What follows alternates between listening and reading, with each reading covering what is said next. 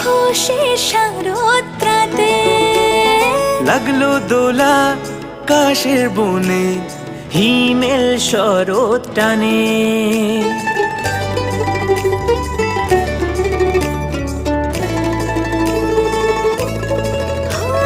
শিউলি ফুলের গন্ধে মাতে খুশির শারদ প্রাতে লাগলো দোলা কাশের বনে, হিমেল শরৎ টানে।